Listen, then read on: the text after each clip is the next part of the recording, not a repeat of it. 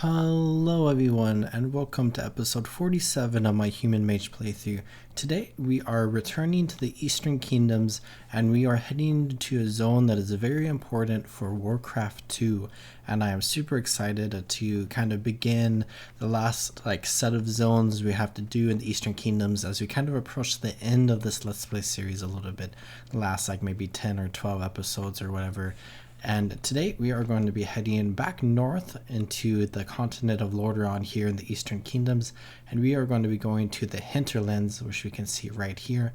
And the way we get into the hinterlands, there's a few different ways, but the way we are going to be going there is from Hillsbrad Foothills, which is where South Shore is, and we have a Hearthstone to South Shore, so this is very convenient for us to just get a little bit of a head start on our journey here today.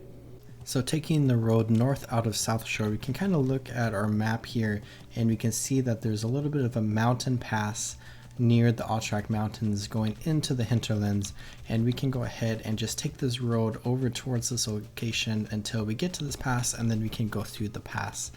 And this episode should be structured very similar to the last episode, because I think that's kind of how I enjoy doing the latter half of these World of Warcraft Let's Plays right now.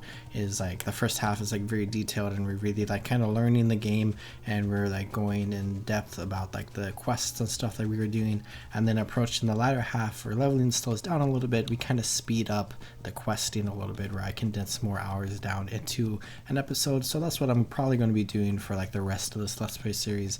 And while we do all of that, I really want to talk about a lot of lore, but until we get to that point in this episode, let's go ahead and just enjoy our trip through the rainy hills of Hillsbrad Foothills right here. And you can kind of come off the road right here where there's a cool location that we have not explored yet called Durnhold Keep, which is important for Warcraft 3, I think, or the Warcraft RPG, or one of those things. Not Warcraft 3, definitely not Warcraft 3. I think it's the Warcraft RPG, which is non-canon, where this place played a little bit of a bigger role in that, and in the Burning Crusade expansion as well, where there was a really cool dungeon that revolves around this area. But let's go ahead and run past it, and we see that we are coming up very close to the mountain pass right here, with our 60% increased bonus speed from our Black Stallion, which is very nice. And it's always fun to come through super low level areas to get to high level areas, because we have these level 25 giant moss creepers, and then we have these level 40 griffins right here, which are actually griffins of Ironforge, because what we are about to learn is that in the hinterlands there is a very prominent force of dwarves here known as the Wildhammer Clan, and this is basically one of the three tribes or clans or whatever of dwarves that are in World of Warcraft, where we talked a lot about these different clans previously earlier in this Let's Play series, but now we're going to be interacting a lot more with the Wildhammer Clan compared to the Ironforge clan that we were basically interacting with earlier when we were in Loch Modan, and then later on we will be interacting a lot with the third clan. But coming into the hinterlands right here, we have this really cool site of the Wildhammer Clan's basically primary base or location of Airy Peak, and we can see off in the distance here we have a very beautiful, serene, vibrant green hills, and the hinterlands is just an incredibly beautiful zone, and it's nice to be in nice lush green forest once again, because we were in Tenaris a lot last episode, and then Fairless is kind of lush, but it's lush in a different way than this, where that's more of a very night elfy, purpley, kind of jungle almost, where this is more of a fantasy green forest and rolling plains.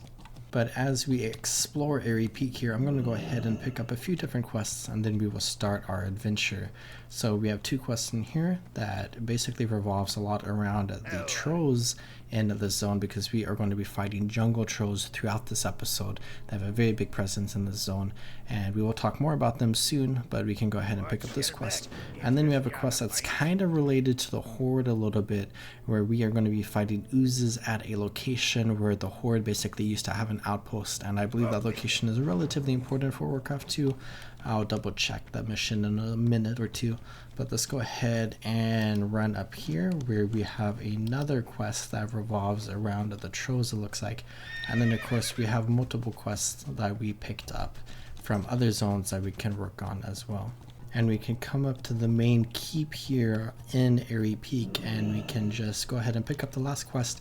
And I was just kind of commenting to myself in my head while I was talking earlier that this zone is definitely a zone that is kind of lacking in quests compared to this zone and later versions of the game. I think it's in the Burning Crusade, but it might be in the Wrath of the Lich King expansion where they added in a bunch more quests. I'm pretty sure because it's like a Draenei that's here that gives like 4 quests or 3 quests that really kind of helps flesh out the zone, and one of those quests is like a long chain as well. But we can go ahead and accept this quest, and now we have a ton of stuff throughout the zone. Some of these quests are definitely a little bit higher level than us, but we are going to go ahead and do our best to defeat all of the enemies that we have to defeat and complete all the quests that we can. And then once we fill out the zone, we will probably head to another location in like the latter half of this episode and begin exploring another area.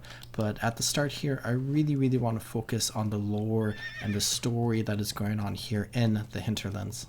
So just like every time that I talk about lore in my Let's Play series here, you can go ahead and check the description and click the links if you want to read more about what I am talking about here. But starting off, I want to talk about the Wildhammer Dwarves, which we have spent a lot of time working with the Ironforge Dwarves in this Let's Play series, where we didn't really do anything in Dunmerode, the level 1 to 10 zone, but we did a lot of stuff in Loch Modan and a lot of stuff in the wetlands, which basically has us interacting with the Ironforge Dwarves a lot. And the Wildhammer Dwarves are one of the other 3 clans of dwarves that we really interact with, and are like the 3 clans of dwarves that really exist in vanilla World of Warcraft. And the third of which are the Dark Iron Dwarves, who we will be talking about later on in the episode. But to talk about the Wildhammer Dwarves, they are a diverse race of dwarves composing of many familiar clans. Thus, they have many holdings that each individual clan claims as their home, but not a specific capital. The Hinterlands Wildhammer Clan, for example, hails from Airy Peak in the hinterlands of Lordaeron, a region as yet untouched by the Scourge. Since Airy Peak was where High Thane Cardos Wildhammer led his Wildhammers to settle after the War of the Three Hammers, it is a prominent and respected Wildhammer city. Many Wildhammer clans also hail from the Twilight Highlands, formerly the Highlands, the original land where their capital Grimbatul was established. Wildhammer dwarves are taller, leaner, and wilder than their earthier Ironforge cousins. Wildhammers are similar in appearance to Ironforge dwarves, though they have different skin tones in comparison to their cousins. Where the Ironforge dwarves range from tan to pale and ashy, Wildhammers are near exclusively tan, with some having nearly orange-toned skin. Wildhammer riders favor Stormhammers. Wildhammers are all adorned in war paint-like tattoos, and often wear leather garb embossed with griffin or flight-related iconography. Griffin feathers are also common amongst Wildhammer adornments. Unlike their cousins to the south, the Wildhammers do not use an extensive amount of engineering, to the point where there are few guns amongst the Wildhammers, and instead of siege tanks and other gun-powdered weapons, they use catapults. The most instrumental part of Wildhammer warfare is that of their griffins, whom they rule over the skies with atop their backs. So the Wildhammer dwarves are really cool dwarves, who we see a lot in like Warcraft 2 and maybe Warcraft 1, but mostly Warcraft 2, where a lot of that game actually took place around this area of the Hinterlands, where we see kind of like the Horde kind of recruiting forest trolls and fighting back against the Wildhammers and the Alliance. But the Wildhammer don't really consider themselves like necessarily part of the Alliance until later on in World of Warcraft's history, and in Vanilla WoW they kind of like ally themselves with the Alliance, where they're against the Horde, but they're not like formal official members of the Alliance.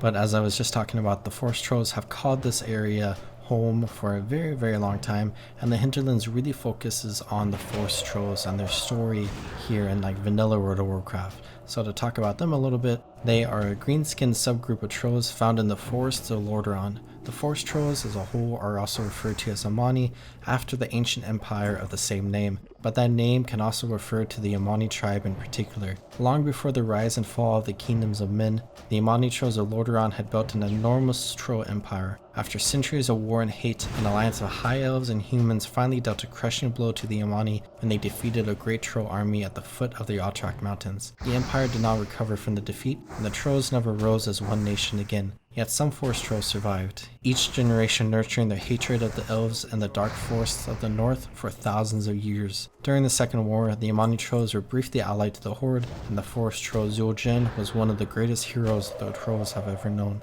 The Amani were one of the troll tribes that arose to challenge the Zandalari for territory and power. Together with the Gurubashi jungle trolls, they fought the Akir, eventually disrupting the Insectoid Empire. The Amani tribe had set out to the northeast to hunt down and destroy the Akir leader Kithrax Kithix. Where they had slain Kithix, they built the temple city of Zul'Aman, and with it, the Amani Empire was born. With the rising of the Night Elves, the Amani Empire was all but dismantled with the magics the Night Elves wielded. With the arrival of the Burning Legion, the Forest Trolls retreated into the wilderness and took no direct part in the conflict. But of course, we have already talked a lot about the Troll Wars and kind of like what the Forest Trolls have done in this area of the world, but let's go ahead and talk about two specific tribes that we see make their home here in the hinterlands. The first is the Vile Branch tribes, where after the Troll Wars, the Vile Branch tribe returned to their ancestral lands in the area that is now called the hinterlands. Like all the other Forest Trolls, the Vile Branch allied themselves with the Horde during the Second War under the leadership of Zul'Jin, a famous troll hero from the Amani tribe. When the Horde was soundly defeated, Zul'Jin disappeared and the Forest Trolls abandoned their Orcish allies. Furious at the Orcs' failure to live up to Doomhammer's promise, the Vile Branch Trolls returned home to their capital city of Jintha Alor. They also had small settlements on the altar of Zul and the Shawawatha ruins. The Vile Branch Trolls eventually discovered that the Raventusk tribe had moved into the area and decided that the small Raventusk tribe would be an easy source of victims for rituals. The Raventusks fought back with strength and cunning, and the Horde began sending reinforcements to aid the Raventusk tribe. Nonetheless, thanks to their unusually large numbers, the Vile Branch Trolls remain confident to this day that they would defeat the Raventusks once and for all. The Vile Priestess Hex was said to sacrifice people to the faceless blood god Hakar. Dark vessels of his tainted blood radiated the foul magic woven by Vile Priestess Hex, empowering the Vile Branch and also driving them to madness. When Hakar is returned in Zul'Gurub, the Vile Branch sent an ambassador to Zul'Gurub. And then the other tribe is the Witherbark tribe, who split off from the Amani Empire after the Troll Wars and returned to their ancestral lands in the areas that are now called the Hinterlands and the Arathi Highlands. Like all other Forest Trolls, the Witherbarks allied themselves with the Old Horde during the Second War for the assault on Quel'Thalas. Under the leadership of Zul'Jin, a famous troll hero from the Amani tribe, when the Horde was soundly defeated, Zul'Jin disappeared and the Forest Trolls abandoned their Orcish allies. The Witherbark Trolls are known to be sworn enemies of the Stromgarde. The Witherbarks living in the hinterlands settled several places, including the Hiri Ratha village, the Zunwatha ruins, and the Temple of Shadar Alor. They eventually happened across the Raventusk and launched many attacks against the small tribe. The Dwarves of Airy Peak also became a noticeable threat against the Troll tribe. The Witherbarks were once allied with the Horde and Thrall, but they betrayed him, and the Darkspear tribe unleashed the fury of the Darkspear Trolls and young adventurers upon them. The Witherbarks living in the Arathi Highlands grudgingly allied themselves with the Borderfist Ogres in order to wipe out the Horde forces who had constructed the settlement of Hammerfall. When Hakar was brought back in Zul'Gurub, the Witherbarks sent Witherbark Speaker as an ambassador for their tribe in order to possibly ally themselves with the Gurubashi. And I guess to briefly talk about the Raventusk tribe, they are a tribe of forest trolls who have constructed a well-fortified village on the coast of the hinterlands. After learning of Thrall's new horde and his noble goals, the Raventusk trolls agreed to a pact of friendship and mutual assistance with the horde. Their relation with the other forest trolls of the hinterlands is mostly in the form of conflict. And the Raventusk tribe is really interesting because they are kind of like a counterpart to the Wildhammer Dwarves of Airy Peak. And when we look at the hinterlands itself, as a horde character, it is a pretty good questing zone, but as an alliance character, it's not really that good of a questing zone. It really becomes a lot better in like the Burning Crusade, I believe, but in Vanilla WoW, there's not too many quests going on here, and there's definitely room for a lot more stuff to go on. But I think something really interesting is that there are kind of hints that the hinterlands might have been more of like a PvP oriented zone where basically the alliance would kind of like work out of Airy Peak and the horde would work out of Raventusk village, and they would both be fighting like the forest troll tribes around the hinterlands plus all the other threats like the wolves and the moonkin and whatnot. But that they would each be kind of like fighting over different areas to kind of like potentially maybe like take control of different areas of the hinterlands. Of course, this is like very old like World of Warcraft, and none of that came to fruition, not even in the PvP update, the open world PvP update in Vanilla WoW where they added stuff to the Eastern Plicklands and the Southis. There was nothing added to the hinterlands or any of the other zones around the world that kind of like hint that it would have been more of like a PvP based zone like Azara, for example. But speaking about what I was just talking about with the hinterlands not being a great questing area, is that I really finished all the quests in the hinterlands pretty quickly and I ran out of things to do here.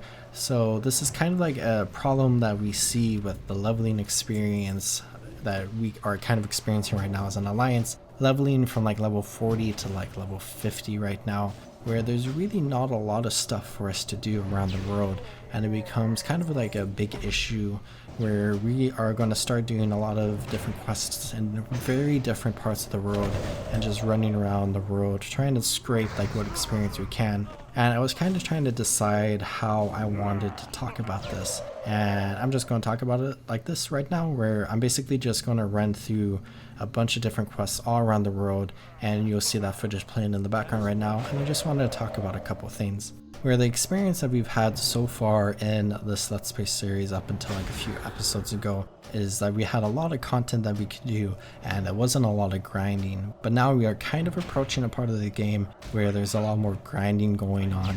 And as we kind of get deeper into level 50, like maybe like level 54-ish, we are probably going to be slowing down a lot and kind of talking about a lot of stories, because there's a lot more story going on and less grind kind of, and more like fun stuff that we are going to be talking about. But really my goal right now is to get to level 48 so we can start doing a new zone and really kind of dive deep into that zone and start talking about it a lot, like I just talked about in the hinterlands for the last like 10 minutes or whatever. So I really did just go around the world and do a bunch of different quests in like completely brand new zones. Like I went to Zara and I went to Felwood. I went to a lot of places around Kalimdor, and I even did stuff like Stranglethorn Vale and whatnot. And I was really trying to scrape experience.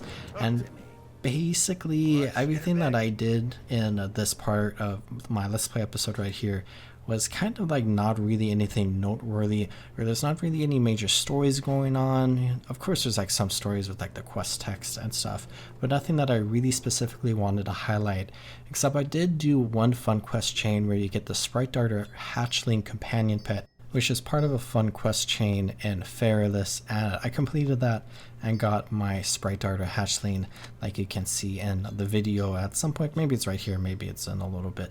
But beyond that, nothing super noteworthy. I was just really trying to get some experience and trying to level up to level 48.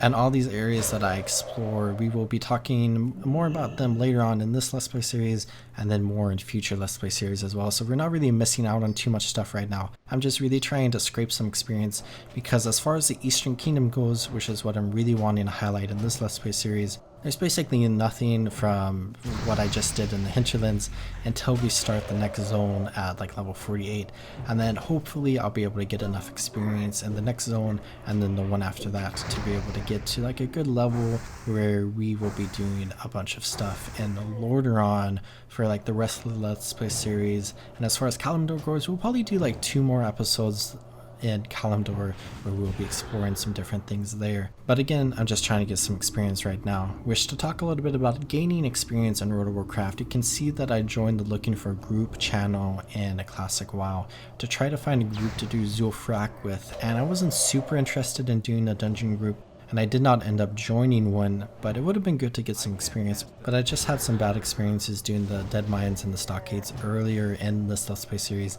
that I'm just not super interested in doing a dungeon in the immediate future at least. But dungeons are a great way to get some experience, and of course another way is to do a bunch of quests, which is mostly what I did, where I was just kind of running all around the world and try to pull some experience from killing monsters and completing quests here and there around the world. And then of course a third way that you can really gain experience is just grinding mobs, where you go to an area and you kind of just kill a bunch of mobs and just get some experience. Where I actually went back to the hinterlands because I really wanted to farm some of the trolls around here to get some experience, and I did that all the way up to level 48. And while I did that, I got a bunch of cloth from doing that, which is good. And I also got a bunch of turned-in items for some reputation, because you can actually gain reputation with the Wildhammer Dwarves, and you can get all the way to Exalted, I believe, except it doesn't do anything for you. The Wildhammer Clan is a really interesting like reputation, where they play a little bit of a part in Vanilla WoW, where you can gain reputation with them, but there's no rewards for you doing that, and then it gets removed in the Burning Crusade, and then it gets added in a different way later on in Cataclysm. But I just grinded a little bit of experience, got some cloth, and got some reputation. But now that we are level 48, I want to take myself and our new sprite darter hatchling that we got from that quest chain and head to a new area of the world yet again in this episode, where for the most part we spend most of this episode kind of talking about the hinterlands so far, and we have talked about the Wildhammer Dwarves. Well, I want to head to another new area in the Eastern Kingdoms, and I want to talk about the third clan of Dwarves that we have not spent a lot of time interacting with yet in the series, and that of course is the Dark Iron Clan. And where we are going to be interacting with them is in the Searing Gorge, which is a very high level area that starts at like around level 45 and kind of goes, I guess, until like level 50, I believe, but it's more like level 52, I guess. So we are going to have a little bit of a challenge cut out for us. But as we kind of look at the world map here with Questy, of course we have some different things here and there where we are very close to going to the Blast Lands, which is a fun area. But other than that, we don't really have anything except for the Searing Gorge, which starts here at level 48, and then the Blast Lands, which I was kind of wanting to do around level 50, so I'm kind of really shooting for to reach the level 50 at the end of this episode. As I was talking about, we are at a very weird spot in our leveling journey where there's really not too much to talk about, and I kind of just want to speed ahead to parts that are more meaningful and we can kind of dive deeper into the lore and story of World of Warcraft. But again, we are heading to the Searing Gorge, which is just south of Dunmerle and north of Elven Forest, where we started this Let's Play series like over a year ago now, I believe. And the primary way for us to get there is actually through the Badlands, where we can get there from the Burning Steppes, which is a little bit of a higher level zone, kind of like level 53, level 54, which we will be exploring in the future, of course. And we can go through Blackrock Mountain, which is a really cool spot that we will check out. And then another way we can get there is through Loch Modan, but in order to go there through Loch Modan, we actually have to head to the Searing Gorge from either Blackrock Mountain or from the Badlands, and we have to find a monster to get a key to be able to open the gate into the Searing Gorge. So it's kind of like a fun thing where we can basically go to the Searing Gorge the long way and then we can unlock like a faster way to get there. But there's also a flight path in the Searing Gorge, so that like faster way was kind of like meaningless in a way, where it's nice to go there from Thelsamar that way, but if we go to the Searing Gorge, we're just going to pick up the flight path anyways, which is what we will be doing. But we're going to go ahead and complete that quest anyways, of course. I also point out that I completed the quest to get the famous Noggenfogger elixir, which I'm just going to hold in my inventory for now, and we'll talk more about it later. Probably, maybe not in this episode, maybe in a future episode, but it's a really fun item, and if you know, you know, but we'll talk about it in a little bit. But as we have now traveled all the way through the Badlands, we are coming through a pass near Kargath, the Horde town in the zone, and we are heading into a new area that is the Searing Gorge, and we can see it's very dark and kind of like black rocked right here, like Blackrock Mountain, and we will talk about the lore and story of this area a little bit, but I just want to take a little bit of time to explore the starting region here, and we have a bunch of quests that we can pick up, and we also have that key quest down there that we can pick up as well. But as we enter into the zone, it is definitely a dreadful area, and it's very like smoky, very kind of like lava-y that we will see, and there are some dangerous monsters around here as well. And this key quest, now that I think about it, in Vanilla WoW is actually an elite quest, so we'll see if we can solo that. But there are some fun quests here, and then the main encampment is in the northwestern corner of this area. So I think I'm going to go ahead and head over here first and see if we can find the monster that we need to fight in order to get the key, and we'll try to get that, and then we will go ahead and probably just pick up a bunch of these quests around here and start working on them a little bit, and then head over to the main camp. But I will want to return to Ironforge to work on some of the questing and stuff. But as we come up here, let's keep an eye out for, I think it's like a thunder lizard, yes, right here. So I don't know how difficult of a challenge this is going to be. Let's go ahead and buff up, and I might buff myself with this scroll and this elixir as well, and then we'll just have everything else. And I'll probably want to run in a second because he is coming this way very quickly. So let's go ahead and buff ourselves up, and I'm not sure if I'm going to be able to do this, and if we don't, it doesn't matter that much because we'll get the flight path. Let's see how much damage we do. Okay, that's a good chunk of damage with our frost. Okay, the resist, and he's casting lightning bolt on us, so we'll be able to kind of counterspell that, I guess, or maybe it doesn't count as a spell. Let's go ahead and see. So it does count as a spell. Okay, so let's go ahead and Frost Nova him and come out of range here, and then we will probably want to use our superior healing potion, and then I have a new mana citron skill that I picked up as well, which is going to be beneficial for us.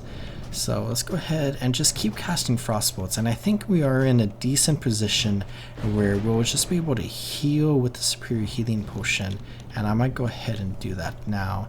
And then I'll go ahead and use the mana citron just so we can, citron, I don't know how you pronounce that, I'm really bad at pronouncing words. And okay, so this was a little bit easier than I was kind of expecting as we came into it, but I'll go ahead and throw this quest item there, and we can pick up this horn and we can bring it to Mountaineer and Loch Modan, and then basically that will lead to letting us basically open up the gate for us to come into the Searing Gorge in a faster way. But let's go ahead and come over here and just start working on these quests. So we have a wooden outhouse here where we're basically just going to discover that there's a dwarf kind of trapped in here, and we can basically help him out. But the more interesting thing that I am wanting to look at is over here in this dig site where we have another quest that we can pick up. But let's go ahead and first pick up this one quest where we can kill 8 dark iron geologists and bring 15 pieces of silkcloth for whatever reason he wants silkcloth for. So let's go ahead and pick that up, and then let's go ahead and come over here where we have this quest, and we also have this dark iron geologist and another one right there, and I actually don't see the quest. Oh, okay, there's a quest person, so we can go ahead and talk to him, and then we will go ahead and probably just clear all this stuff out around here before we talk to him maybe. And I think I might go ahead and get rid of all the Zoofrak quests because I did not end up joining a group in order to do this dungeon, and I'm not really planning to in the future. It probably would have been a good amount of experience, and it would have been nice to get this carrot on a stick reward right there, but I am mostly wanting to focus on the open world of Azeroth right now. But we can go ahead and pick up this quest, and basically we need to escort him back to Ironforge, and that's basically escorting him back to the gate to Loch Modan. So let's go ahead and do just that, and we will fight our way out of here. And I did not end up clearing everything around here, I just cleared a few of the things because I think we really only needed to clear a few, but I now kind of regret that a little bit. So let's go ahead and have this fight here. I'm a little stressed out right now because I might have to use this healing potion, which is not something that I wanted to do because that was my last healing potion and I am out of them now. But let's go ahead and try to kill this war golem first, I think, and then let's try to dispel. Okay, this is not good. We are dead. I need to ice block, and okay. So what do I want to do here? Okay, looks like he changed his attention to Dorius, so let's go ahead and evocation here, and then I need to use ice barrier, I think. Looks like we are fine. Let's go ahead and loot this dark iron watchman, and then let's go ahead and run up here and fight this geologist. And oh my gosh, he threw dynamite at me, but it missed, and we have the shield on, and I think we're good. Let's go ahead and heal up with our bread, and then let's hope that this dwarf does not attack this war golem right now, and we can kind of get some health. Even if he does attack the war golem, looks like we are fine, and we're fine.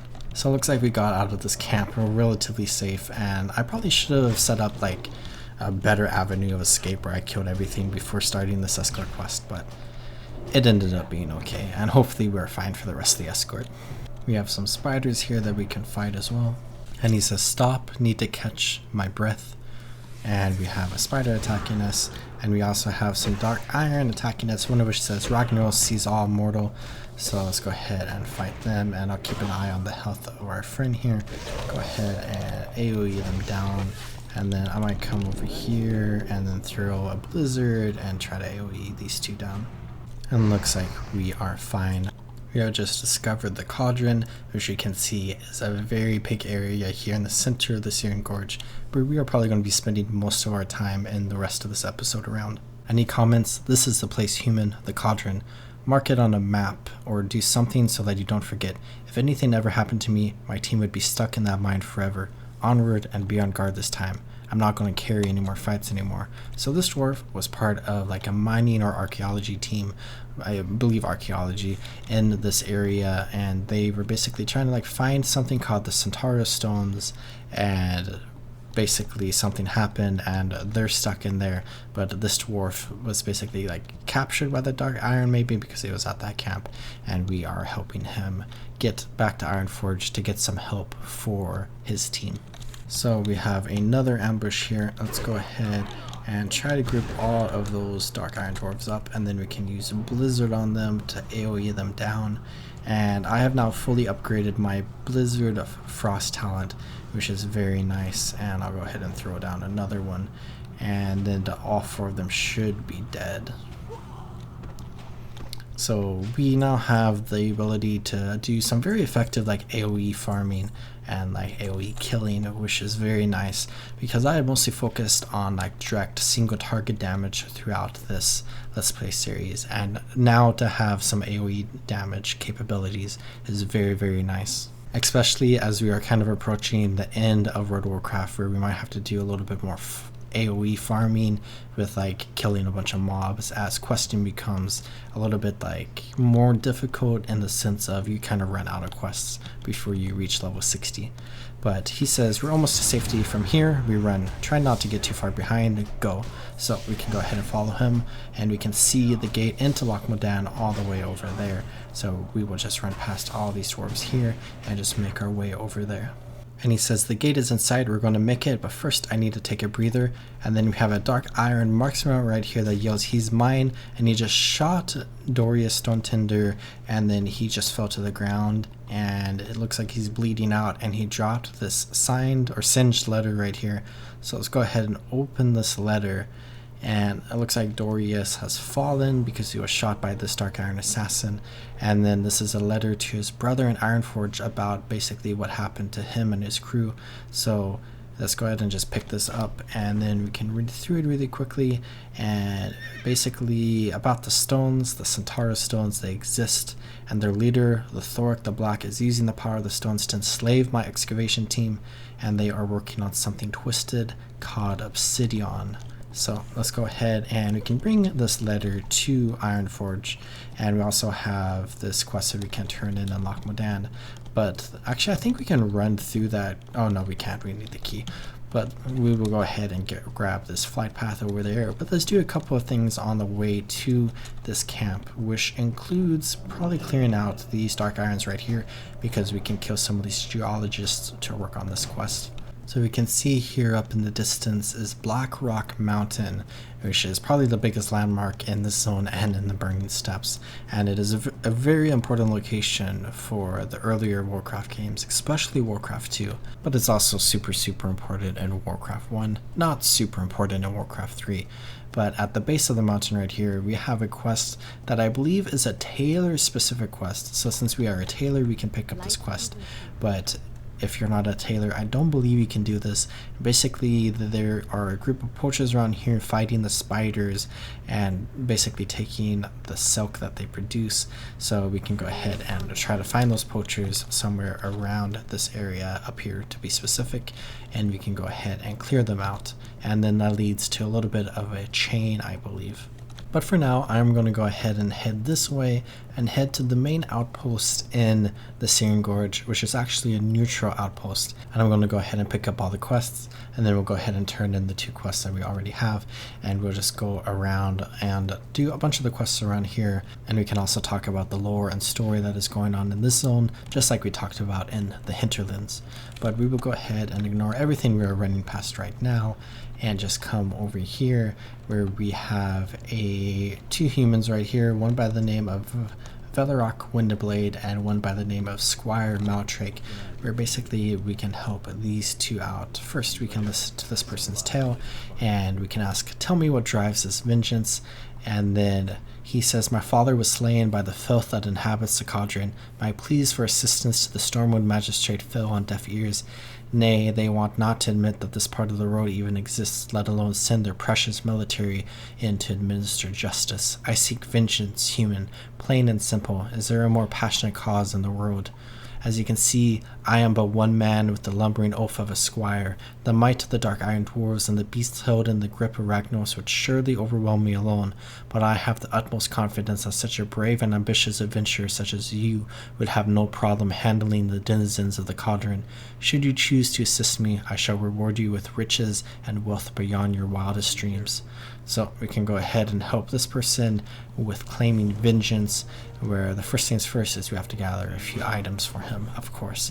But let's go ahead and run this way, and we can see a horde flag right there for the horde flight master, and then there's also an alliance flight master up there, and we will be talking a lot about all the story around here. But let's go ahead and get everything set up.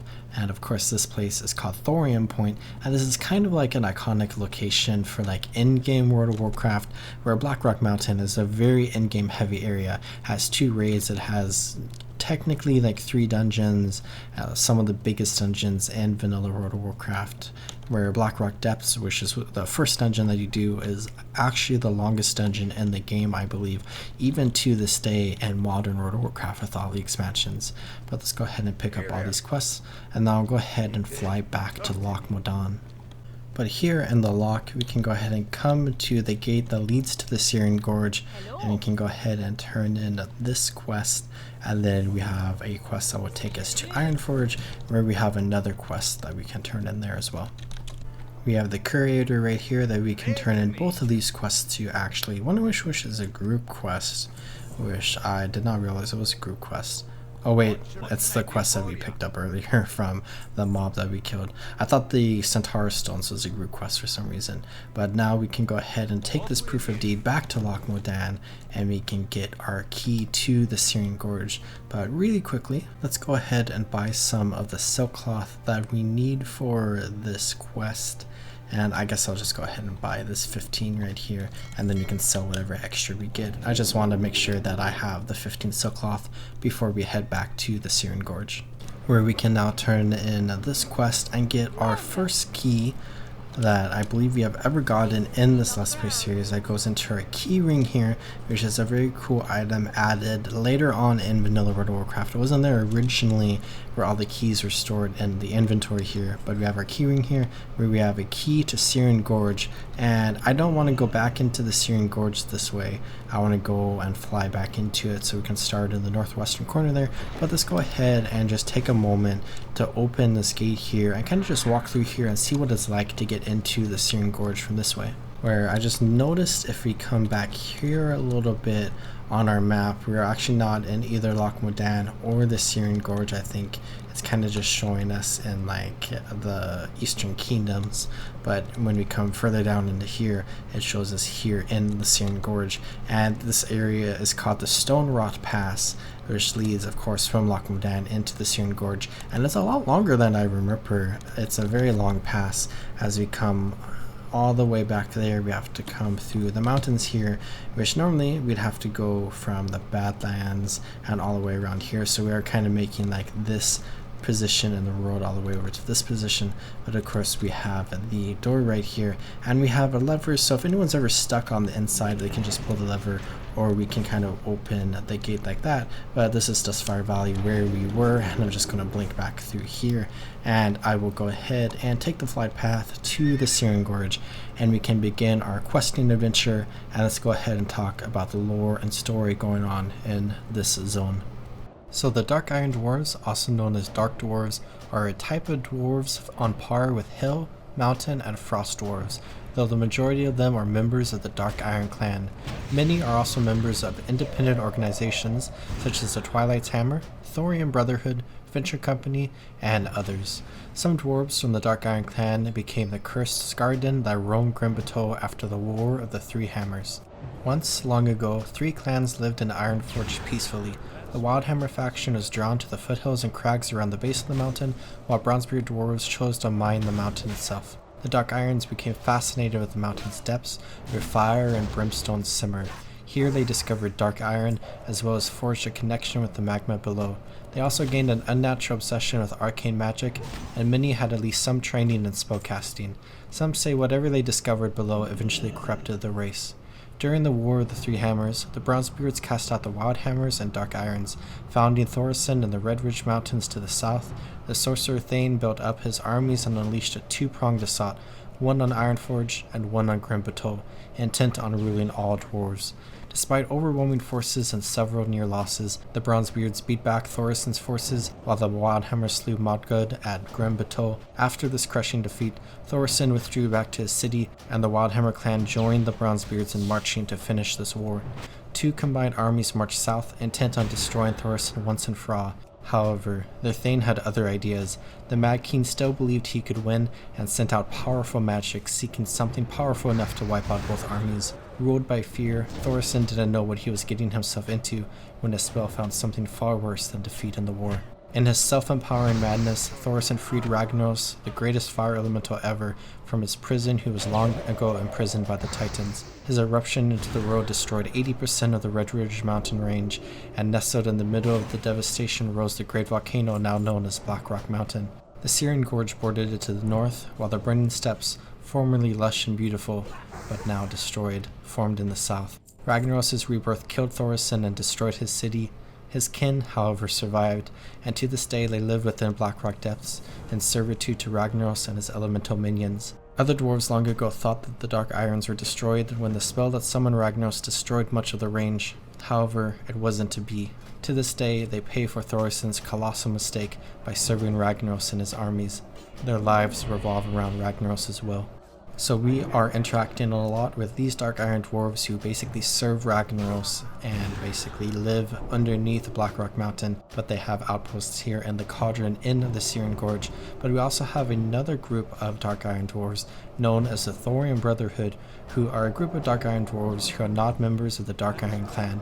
On the cliffs overlooking the region called the Cauldron, in the far north of the Syrian Gorge, the dwarves of the Thorian Brotherhood have established a base of operations, Thorian Point. From here, they keep a close eye on the Dark Iron Dwarves' activities in the Syrian Gorge and beyond. Adventurers seeking out Thorian Point will find that the dwarves of the Thorian Brotherhood hold great rewards for those who aid them in their never-ending struggle against their former brethren. The Thorian Brotherhood comprises many exceptionally talented craftsmen, and the blacksmiths of the Brotherhood are rumored to be among the finest Azeroth has ever seen. They possess the knowledge required to make the arms and armaments of Ragnaros, the Fire Lord, but lack the manpower to obtain the materials required for the crafting. It is rumored that one member of the Thorian Brotherhood has been empowered to trade the dwarves' fabled recipes and plans with those who can prove their loyalty to the Brotherhood. Of course, proving one's loyalty at some point may include venturing to the heart of the Molten Core, the domain of Ragnaros the Firelord himself, to supply the dwarves with the rare raw materials found there. A daunting task, no doubt, but gaining access to the Thorian Brotherhood's secrets should prove to be a reward well worth the effort. So this is a really big faction for people who are kind of looking at the in-game content available in World of Warcraft Classic and the vanilla version of the game, because this has a lot of like in-game rewards you can get, like good armor and weapons, and it just revolves around the raids and the dungeons that you typically do at level 60. But the Thorian Brotherhood predates the War of the Three Hammers. Originally, it was merely one of the numerous craft guilds operating in Ironforge. Through skilled craftsmen, the members of the Brotherhood were always worried that another guild possessed secrets that they didn't. The Brotherhood would often acquire a competitor's goods and try to reverse engineer them. It was thus discovered the secrets of enchantment, absorbing the magic from an item as you destroy it, and channeling that magic into a new item. During the War of the Three Hammers, the Thorian Brotherhood naturally sided with the Dark Iron Clan. When Ragnaros enslaved the Dark Irons, the Fire Lord sent what remained of the Thorian Brotherhood to work his forges along with many of their kin. While most Dark Iron Dwarves were resigned to enslavement, after all, they were still doing what they were doing before, and now they had a powerful patron. Not so the Thorian Brotherhood. To the members of this guild, their great talents were being wasted mass-producing weapons for the Fire Lord's armies. Thus, Oilfist, former apprentice to Overseer Loktos Dark Bargainer, devised a plan of escape. With their knowledge of enchanting and their access to the forges, the dwarves crafted, under the noses of their taskmasters, weapons, armor, and tools that allow them to escape Blackrock depths. Every free Dark Iron Dwarf got as far away from Blackrock Spire as they could. The Thorian Brotherhood would have as well, except that the formulas they possessed all required components found under or around Blackrock Mountain. Thus, they were compelled to set up shop across the Searing Gorge from their former home, using the formulas they have created or acquired. They make enchanted weapons and armor for anyone who can meet their exorbitant prices. So really just overall a super cool faction of like a super cool race that we see here in Blackrock Mountain. And of course this is not the end of us looking at Blackrock Mountain.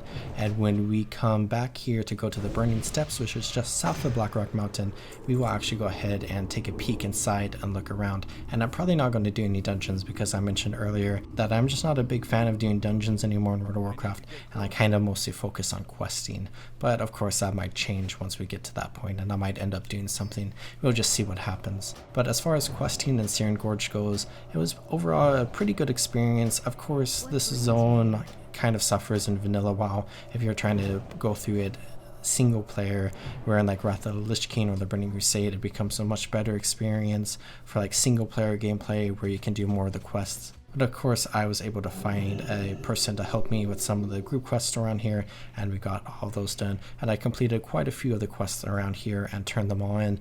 And then just like I did for the middle part of this episode, I went all around the world and did a few more quests just to turn in some of the stuff we had got here in the Searing Gorge, and then I did a few other quests to get some experience, to just pad up my experience a little bit, because I'm really wanting to get to like level 55, and we have a couple of zones in the Eastern Kingdoms that is going to help us get to level 55, but of course we are going to have to do some stuff elsewhere, which I did a little bit of right here. But as far as all of that goes, I returned to Stormwind, and I decided that this would be a good time to end this episode here, and I really hope you all enjoyed watching this episode. There was a lot of stuff in this episode. It's like 12 hours of gameplay or whatever condensed down into this like 45-minute video, or however long this video ends up being. But I hope you all are taking good care of yourselves. Remember to drink some water, check your posture, and subscribe, and I'll see you next time in the world of Azeroth. Goodbye.